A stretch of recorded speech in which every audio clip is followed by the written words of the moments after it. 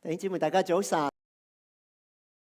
你細個嘅時候咧，有冇砌過積木啊？或者有冇見過細佬哥玩積木啊？砌積木啊？通常咧，如果兩個咁砌完砌到好靚，砌個堡壘或者砌間屋出嚟通常另外嗰個就會點啊？就會一手打冧佢。有冇見過啊？打冧佢，咁然之後咧，嗰個砌嗰個就點啊？好猛整，做乜打冧我呢個砌咗咁辛苦，砌咗幾日嘅人嗰個會點講啊？最低限度我聽過嘅就會點講啊？我唔拱冧你嗰個，我邊度有呢啲一塊一塊去砌翻我自己所以其實咧，有時咧，神都係會唔會係咁樣？有時係需要拆卸我哋生命裏邊一啲生命裏邊覺得好珍貴、好寶貴嘅部分，或者甚至社會上一啲嘅嘢，神係需要先拆卸，然之後去建立起嚟。所以今日咧，想同大家繼續睇呢一個拆卸與重建嘅故事，好唔好？我哋先一齊低頭祈禱。神，我哋求你今日對我哋講說話，主啊，叫我哋講嘅聽嘅都得到聖靈你嘅感動同埋帶領，俾清楚。主啊，願你喺我哋嘅人生裏邊有邊啲嘢係需要拆毀嘅，係需要重建嘅，求你今日係響對我哋說話。我哋咁樣祈禱，奉耶穌基督嘅名求，阿門。咁咧，我哋嚟睇下咧，其實呢一啲翻去佢哋嘅故鄉重建嘅過程裏邊咧，神係用咗幾批一啲唔同嘅人嚟到去鼓勵同埋帶領工程。所以首先第一咧，上帝係使用先知嘅說話呢度聖經嗰度講，佢話嗰個時候咧有兩個先知，另一個叫做撒迦利亞先知，佢哋咧奉以色列上帝嘅名，向佢哋由大地耶路撒冷嗰啲回歸嘅講信息。咁第二節，於是咧呢個所羅巴伯同埋耶書亞嗰兩個重建回歸嘅領袖開始重建喺耶路撒冷上帝嘅殿。上帝嘅先知們同佢哋在一起，幫助佢哋。所以其實原來佢哋係先知向佢哋講咗說話23日之後，佢哋就開工啦。聽咗23日，令我哋都要回想，你要聽神嘅吩咐，你個個禮拜都聽神嘅說話，係咪？個個禮拜返教會，希望你都聽到神嘅說話。到神嘅吩咐需要幾耐先至由感動去得到行動呢？聽咗神嘅說話，神嘅聲音，先至係行動起嚟，對神認真。我哋聽到神對我哋有個感動，叫我哋心裏邊都應該信耶穌啦。係咪有啲嘢拖住我哋嘅後腿？我哋要聽幾多次神嘅聲音，我哋先至係有呢個回應呢？同埋呢度咧，你發知呢兩個先知哈該同埋撒迦利亞，佢哋唔單止揾把口講嘢，佢哋咧亦都係略高三就同佢哋一齊嘅工作，係幫助佢哋。所以亦都係提醒我哋中間嘅，我哋特別我哋揾把口侍奉嘅弟兄姊妹包括開會大查經講道我哋揾把口侍奉嘅弟兄姊妹，我哋有冇都略高三就同弟兄姊妹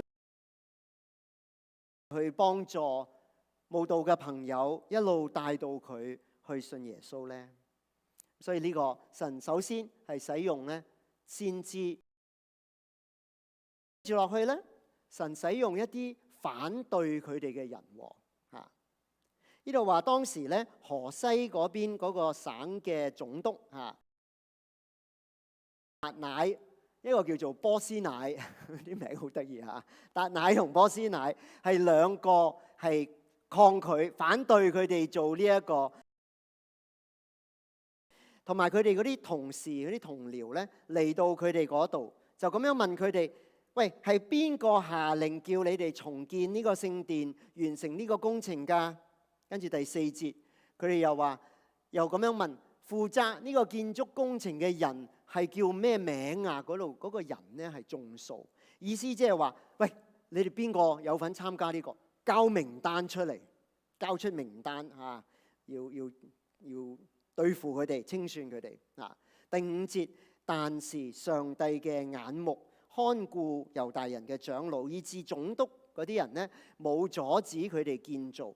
直到呢件事奏告上到去大利烏王嗰度，得到關於呢件事嘅回諭為止。即係有啲似我哋今日，如果你同人打官司有時法院會判話呢單案審緊嘅時候有個禁制令落嚟你係要停工要停止做呢個工作。但係咧，感謝神喺嗰個時候咧，雖然上訴緊喺個上訴過程，但係咧係冇嗰個嘅停工令，冇嗰個禁制令。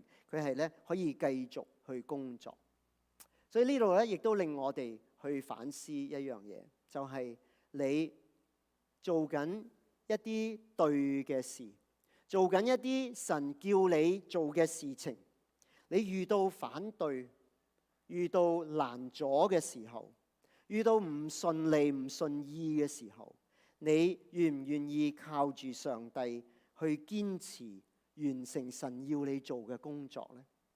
抑或我哋係更加多時候係半途而廢半途放棄呢？咁呢啲嘅反對者呢個達乃波斯乃呢啲人呢，就寫咗封信奏告皇上將佢哋嗰啲重建者嗰啲名單交個名單遞上去，並且佢哋走去訪問嗰啲有份參與重建嗰啲人，問佢哋嘅來龍去脈你哋做咩要喺度重建聖殿嗰個前因後果係乜嘢啊？佢哋訪問咗之後咧，就向皇上交代翻呢一個重建嘅背景。佢有幾句説話咧，好捉到我嘅注意。佢話呢一班重建嘅人，首先佢話我哋係天地上帝嘅僕人。佢同呢一啲反對者話：我哋嘅身份，我哋唔係一班普通嘅人，唔係一班得閒冇嘢做，係要起呢個聖殿嘅人。我哋係天地上帝嘅僕人係上帝派我哋做呢樣嘢嘅。仲有咧，佢哋話點解你哋嗰個聖殿會拆到爛晒啊？係因為我哋嘅祖宗得罪咗、激嬲咗天上嘅上帝。佢哋咧承認係自己同埋祖先嘅罪過，佢哋承認呢個聖殿依家拆到溶溶爛爛，係佢哋有份嘅責任。仲有佢哋話係上帝俾呢一個聖殿，容許呢個聖殿係拆毀喺巴比倫人嘅手中。意思即係話，我哋今日淪落到咁樣嘅地步，淪落到咁樣嘅山窮水盡嘅田地，唔係意外，亦都唔係一場普通嘅戰爭，而係咧因為上帝懲罰我哋，係上帝嘅旨意，係我哋有責任，我哋做錯嘢，所以上帝罰我哋。要警醒我哋。然後佢話上帝70年大概60幾70年之後咧，就感動一個新嘅皇帝叫做古列王，佢咧改變佢嘅政策，就下令你哋可以翻去，而且咧可以重建翻你哋呢個耶和華嘅聖殿。意思即係話佢同呢班反對嘅人講，唔係普通嘅政策改變，完全係上帝嘅手喺度。係上帝感動呢個古列王嘅心，等佢改變呢一個嘅做法，放我哋翻去重建聖殿。然後佢哋話，古列王甚至係將以前攞走咗嗰啲聖殿嘅器皿咧，全部還翻晒俾我哋，唔係一個嘅巧合或者係偶然，成個事情係上帝嘅鋪排。然之後最後佢哋有個請求，向大利烏王有個請求，佢話：請大利烏王麻煩你翻查翻歷史嘅記錄，睇下你喺你嘅檔案裏邊揾唔揾得翻以前古列呢一個嘅諭令嚇。你唔該你上網查一查嚇，睇下揾唔揾得翻呢一個嘅記錄嚇。同樣令我哋諗起就係，當我哋如果做一啲事情，你知道係神嘅心意，你知道神係要你咁樣做，上帝要你咁樣做嘅時候，你遇到反對，無論係屋企人嘅反對，甚至係教會裏邊一啲弟兄姊妹嘅攔阻或者反對，你會唔會好似佢哋咁樣，唔係埋怨，卻係咧反省？首先反省自己嘅身份，反省佢哋自己原來係上帝天地上帝嘅僕人，佢哋唔係一班得閒冇嘢做嘅人，而係一班全心全意咬緊牙關要完成上帝託付同埋任務嘅一班人。佢哋喺遇到反對嘅時候，佢哋又反省到佢哋自己嘅罪責。我哋自己有一部分嘅責任，亦都有好大部分嘅責任。呢個聖殿冧咗，係因為我哋激嬲咗天上嘅上帝。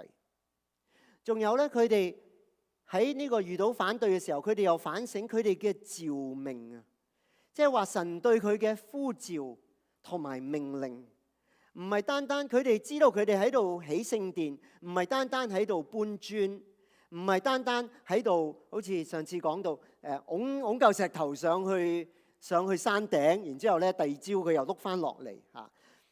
佢哋知道佢哋嘅身份唔係單單喺度忙忙碌碌，唔係單單喺度翻工放工打份牛工，原來係上帝吩咐佢哋翻嚟呢一個地方，係上帝吩咐佢哋嚟到呢一度去做上帝要佢做嘅事情。各位，我唔知你今日有冇呢一個嘅感動或者感受？你知唔知其實係上帝帶領你嚟到費城嘅？點解唔係去芝加哥？點解唔係去加州？點解唔係帶你去巴西？點解唔係帶你去阿拉斯加？神今日喺佢嘅安排鋪排底下，帶領你今日嚟到費城呢個地方，有佢俾你嘅召命，佢呼召你，命令你喺呢一個地方為佢服侍，為佢做見證。佢哋亦都反省到，原來上帝無形嘅手一路喺度帶領，一路喺度鋪排，一路喺度開門開路。由古列王個心被激動，改變國策，一路到佢哋歸還嗰啲聖殿嘅器皿。原來上帝嘅手一路喺我哋嘅人生當中帶領我哋。弟兄姊妹，我唔知你仲記唔記得，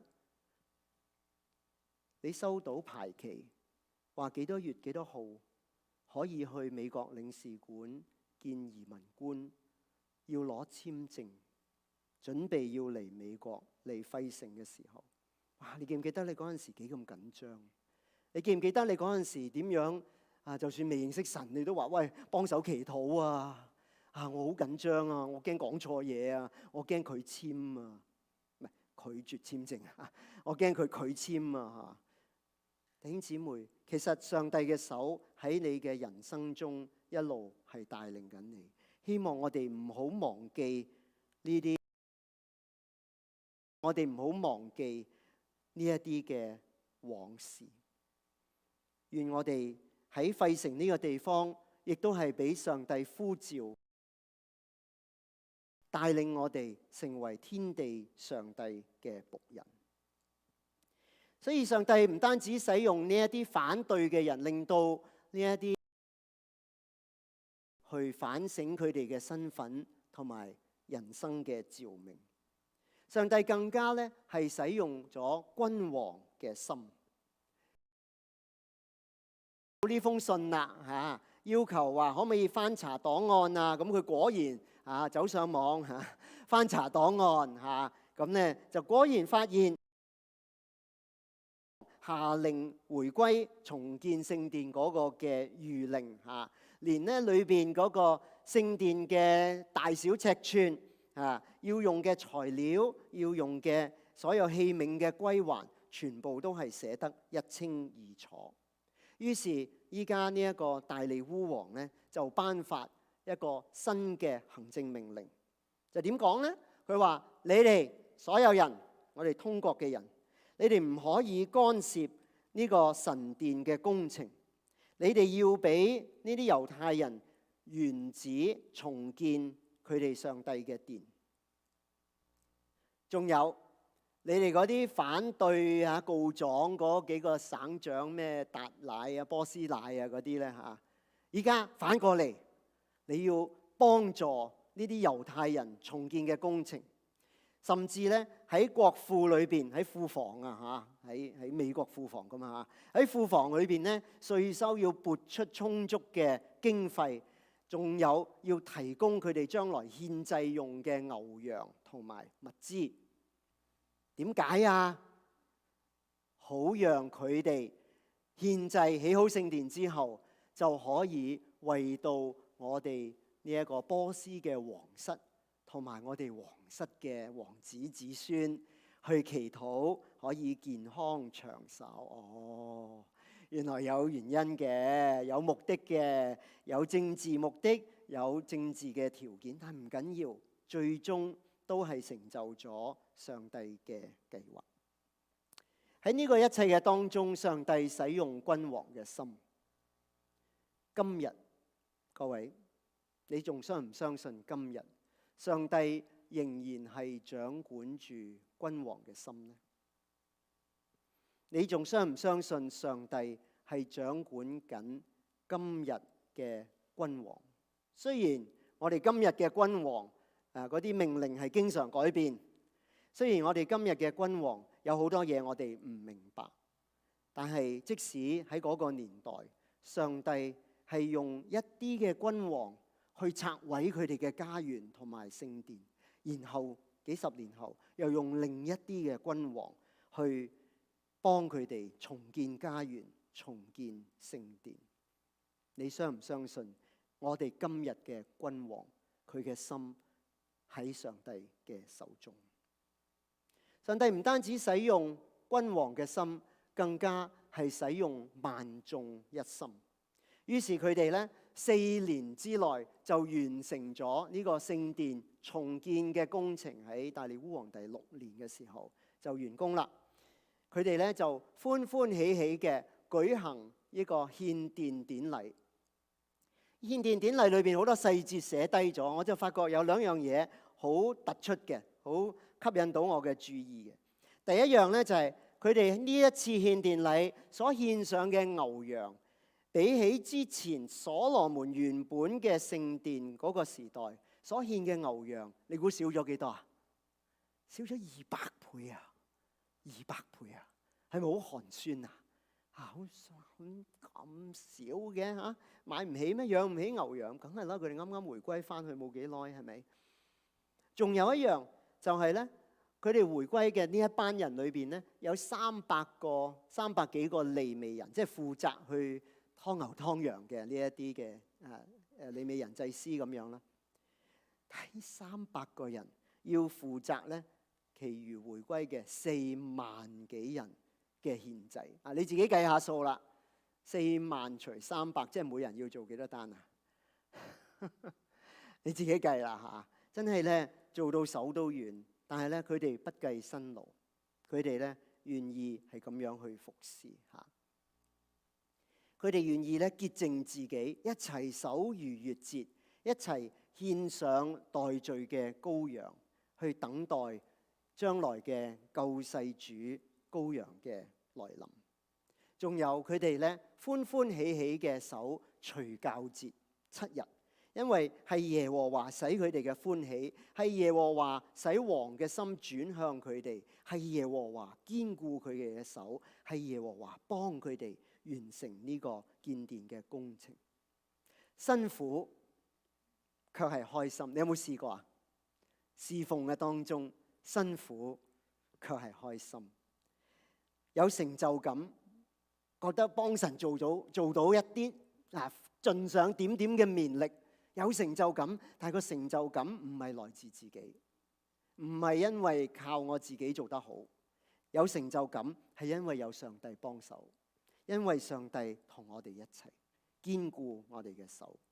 所以同樣今日嘅弟兄姊妹，中華基督教會粵語堂，今日我哋如果萬眾一心，如果我哋願意唔計較寒酸，唔計較寒酸，唔好話我以前間教會大過呢度多多啊，好過呢度幾多啊，亦都唔好話我哋呢個教會以前好過依家幾多啊，人多幾多啊，樣樣好幾多。唔好計較今日嘅寒酸，亦都唔好計較辛勞，唔好怕辛苦。侍奉係要付上力量，侍奉唔好怕辛苦，歡歡喜喜。如果我哋手挽手，心連心，肩並肩，我哋就可以一齊去完成上帝託付俾我哋喺費城嘅任務。弟兄姊妹，人生唔係完美嘅 ，Life is not perfect。教會亦都唔係完美嘅 ，Church is not perfect。但係上帝係完美嘅 ，God is perfect。上帝係大有能力嘅，上帝能夠使我哋萬眾一心。嚟到呢度如果你稍為知道聖經嘅，其實佢哋回歸重建可以話係分3期嘅工程。第一期就係咧所羅巴伯耶書亞佢哋帶領嘅，翻去重建聖殿。呢個殿起好咗啦，第一步。第二步咧就係等以斯拉帶一班人遲啲翻嚟回歸，就係第二期重建聖民，重建人民嗰個嘅信仰。而第3期咧就係再遲啲，等呢個尼希米又帶另一班人翻嚟重建聖城，將呢一個破落嘅耶路撒冷城牆重新建造起嚟。喺呢3期裏邊，今日我哋所睇嘅啱啱完成咗第一期，聖殿起完咗啦。或者喺呢個時候，我想同大家歇一歇，去諗下神嗰個拆卸同埋重建嘅工作，喺佢嘅子民同埋喺我哋嘅人生當中，拆卸與重建嘅工作。各位，我諗如果你係喺一生裏邊建立過一啲嘢，建立過一啲嘅事業，或者建立過一間嘅公司，或者一啲嘅生意，我諗你都會想你呢一個建立嘅係一個千秋大業，係咪啊？你都希望呢一個嘅事業係可以一路持續落去，可能係一間好嘅公司，係對社會有好嘅建樹，係咪？我諗冇人會話，我今日咁辛苦整咗盤生意出嚟，希望快啲冧檔啊！唔會噶嘛，係咪啊？唔想咁快冧。但係有啲嘢唔可以係千秋偉業噶噃，係咪啊？譬如如果一個城市起咗一條橋，或者起咗一條地鐵，100年之後都仲係嗰條橋，都仲係嗰條鐵路，咁掂唔掂啊？就唔掂啦嘛，係咪啊？下一年係 Ben Franklin 橋嘅100週年所以如果你想睇啲100歲嘅鐵路或者橋咧，歡迎你嚟費城人世間有一啲嘢已經唔能夠再滿足到原本嘅作用或者功能嘅時候，就需要拆卸重建，係咪啊？拆卸係痛苦嘅過程，拆卸係會留低好多嘅傷感，好多嘅傷痛，好多嘅傷創，甚至傷痕。但係長遠嚟講，拆卸同埋重建，長遠對我哋係好嘅。所以傳道書裏邊第3章咁樣講，佢話萬事都有定期，天下萬務都有定時。其中佢話拆毀有時，建造有時，撕裂有時，縫補有時。上帝喺佢嘅時間裏邊，佢知道佢嘅計劃。佢知道佢嘅 timing， 佢知道佢嘅時間，佢知道佢嘅心意，係我哋未必測得透。頭先我哋奉獻所讀嘅經文耶利米書第1章第10節，就係喺先知耶利米啱啱俾神呼召嘅時候，神就同佢講咗呢句說話。佢話：看啊，我今日立你喺列邦列國之上做先知。係為要施行拔出、拆毀、毀壞、傾覆，但係拆咗之後，你要幫我一齊去建立同埋栽植。點解上帝容許呢一個輝煌美麗嘅所羅門聖殿喺頃刻之間俾外邦人呢啲嘅巴比倫人加勒底人係一夜之間去毀滅呢？所羅門王當年用咗7年嘅時間，記唔記得啊？用咗上等嘅木材、上等嘅石頭請咗最好嘅工藝，喺聖靈嘅感動底下，上帝嘅設計，按住上帝俾佢哋嘅圖蹟、佢哋嘅式樣，起咗呢一個宏偉嘅耶路撒冷聖殿出嚟，喺嗰度屹立咗300-400年不倒。點解今日後來上帝卻係讓呢一個佢嘅聖殿倒下呢？難道上帝唔再珍惜同佢嘅子民同在咩？難道上帝唔再喜悅佢嘅子民每年幾次嚟到呢個聖殿裏邊親近佢，向佢獻祭咩？原來喺上帝嘅計劃裏邊，原來喺上帝嘅子民當中，上帝有時係要拆卸一啲次要嘅嘢，好讓佢能夠重建重要嘅嘢。弟兄姊妹，聖殿嘅獻祭緊唔緊要啊？緊要，緊要，但係唔及聽神嘅話緊要，係咪啊？聽命勝於獻祭。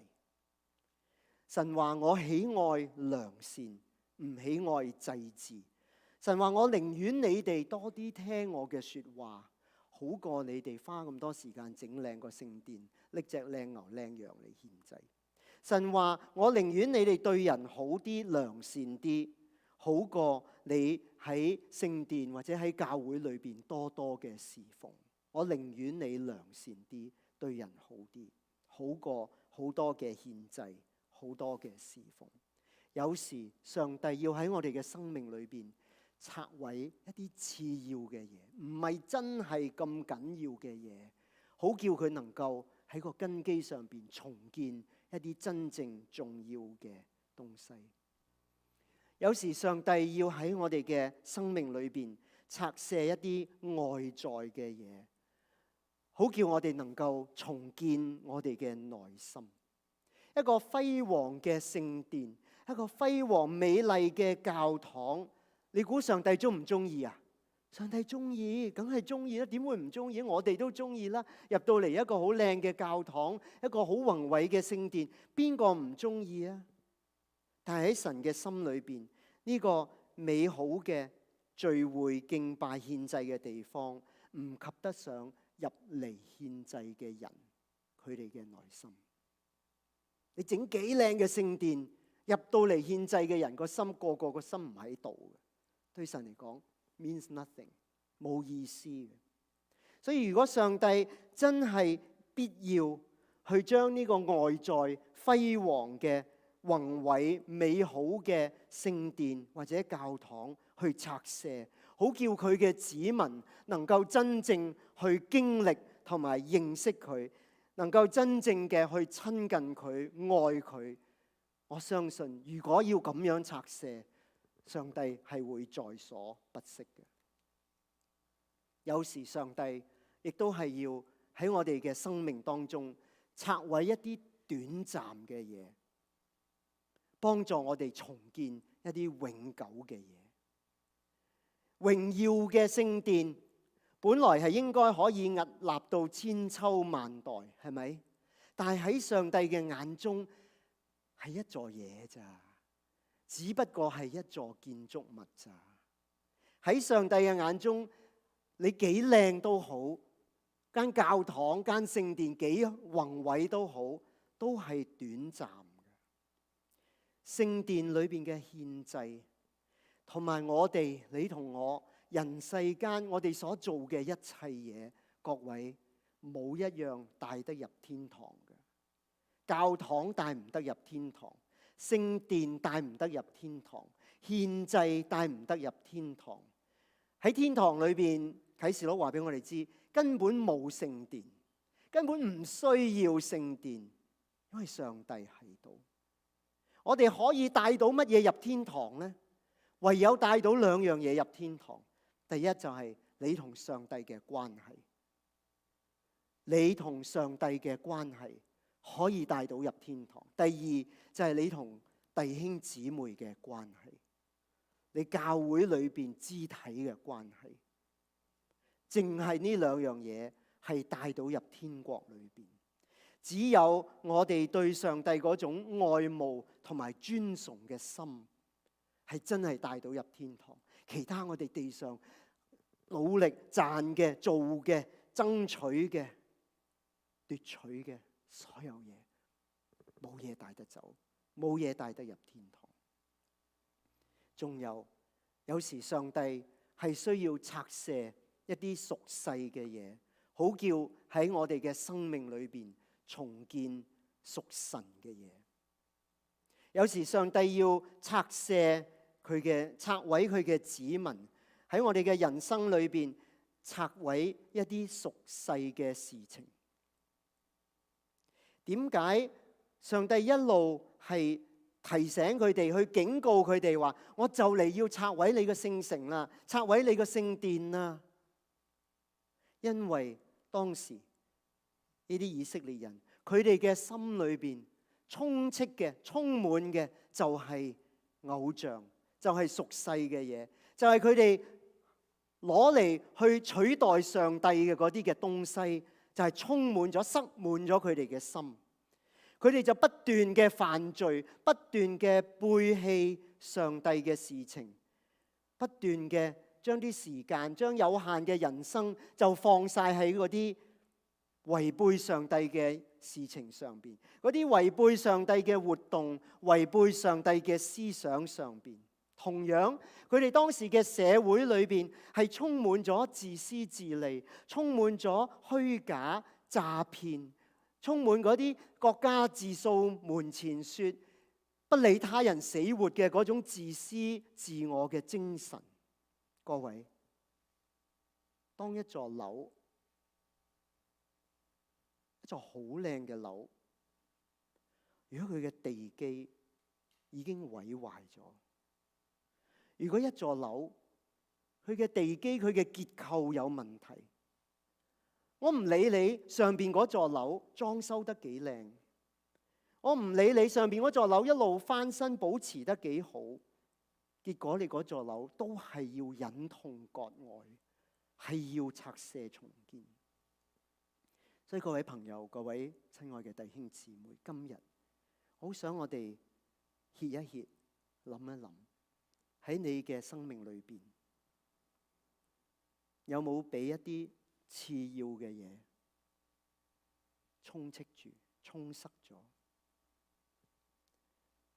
霸佔咗、毀壞咗你人生嘅空間、地基？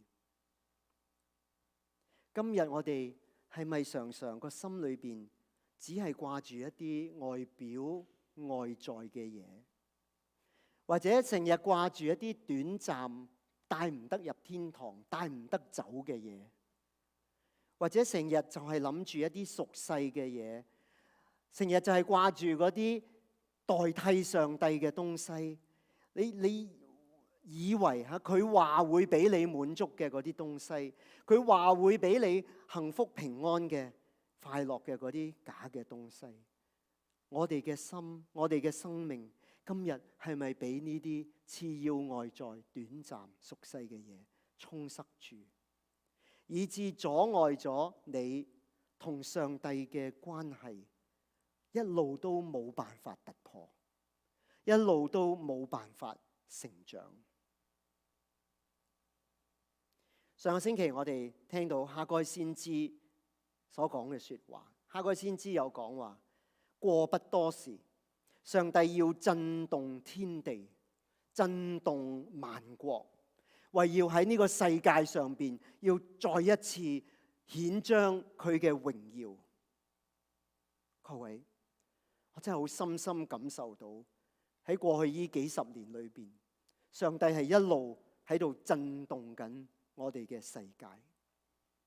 由911開始，跟住南亞嘅海嘯，跟住08年全球經濟崩潰，跟住新冠疫情，跟住近年中國嘅變化，香港嘅變化，今天美國嘅變化，仲有近年頻頻嘅戰爭，頻頻嘅地震。當我去諗嘅時候，我覺得上帝好似喺我哋人類嘅門外喺度大力喺度敲門，醒啦，醒啦，俾我入翻嚟你哋嘅心裏邊啊！俾我翻嚟你嘅人生當中，俾我翻嚟你哋嘅社會當中，做翻你嘅主宰，做翻你嘅君王，做翻你嘅領袖，做翻你嘅上帝。俾我入翻你嘅人生當中，做翻你嘅爸爸，做翻愛你嘅主。但係我哋卻係揞住眼，唔要見到。我哋揞住耳仔，唔想聽到上帝嘅聲音。我哋揞住我哋嘅心。我哋要繼續過我哋自己嘅生活。人生好短嘅啫。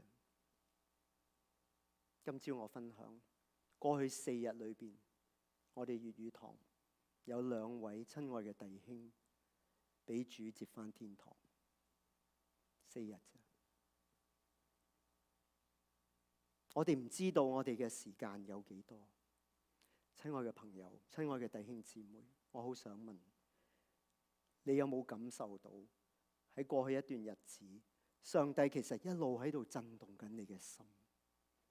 可能係透過一場嘅病，可能係透過家人一啲嘅遭遇，可能係唔知點解就將你帶咗嚟費城，唔知點解就帶咗你嚟教會。你今日願唔願意上帝喺你嘅心裏邊去做必須要做嘅拆卸同埋重建嘅工作？拆卸你人生裏邊一啲次要唔緊要嘅嘢，拆卸一啲外表嘅嘢，拆卸一啲短暫嘅嘢，拆卸一啲俗世嘅嘢，讓神係重建喺佢眼中真正重要嘅內心裏邊同上帝嗰種嘅關係，能夠帶得入天堂嗰種永久嘅愛，同埋呢個屬神嘅生命。我想請我哋大家一齊低頭。聖經話：若有人在基督裏，就係新造嘅人，舊事已過，都變成新嘅。如果我哋喺基督裏邊，我哋可以係一個新造嘅人。我哋舊時嗰啲往事可以拆卸，因為唔係真係咁重要。最緊要嘅係我哋喺耶穌基督裏邊，喺基督裏邊有新嘅生命，有新嘅方向，有新嘅人生嗰個嘅歸屬，嗰個歸屬。所以今日我想喺祈禱之前，想問下喺我哋當中，你頭先有聽嘅，無論你係基督徒或者你未係基督徒，你聽咗今日聖經對我哋講嘅說話，你願唔願意今日再一次打開你嘅心，俾上帝入嚟去做一啲必須做嘅拆卸嘅工作，好叫佢喺你嘅人生裏邊重建你同佢嘅關係，重建一個更加健康、更加積極、更加向神嘅一個生命。如果你今日聽神嘅說話，你心裏邊有呢個感動，我想請你喺座位裏邊輕輕舉起你嘅手，同神講：神啊，我邀請你入嚟我嘅心中，重建同埋拆卸，好叫我嘅人生有一個新嘅開始。有冇？我亦都特別想問下，我哋當中你未曾有機會係接受主耶穌基督嘅拯救，接受耶穌基督做你個人救主嘅，今日你願唔願意打開你嘅心，邀請主耶穌基督入嚟你嘅心裏邊，去拆毀呢一啲嘅舊事，拆毀呢一啲次要、短暫、帶唔得走嘅嘢，重建一個屬於神、認識神、跟隨神嘅新生命呢？你今日有冇人心裏邊你係願意咁樣去跟隨主、接受主呢？如果有嘅話，請你喺你嘅座位裏邊輕輕舉手。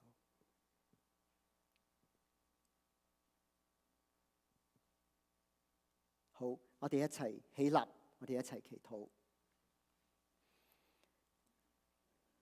親愛的主，我哋天上嘅神，我哋係你嘅僕人，係你將我哋帶到嚟呢個地方，帶到嚟你嘅教會裏邊。主啊，今日求你幫助我哋，求你喺我哋嘅心裏邊去做呢一個拆毀同埋重建嘅工作。主啊，願我哋嘅人生，我哋嘅心靈心坎係重新屬於你，重新俾你嘅聖靈喺當中去帶領、去潔淨同埋去引導，好叫我哋嘅人生係走喺你嘅道路上，走喺你嘅心意裏邊。我哋將我哋自己交託俾你。多謝主，聽我哋嘅祈禱，係奉主耶穌基督嘅名祈求，阿門。好，各位請坐，我哋而家有報告嘅時間。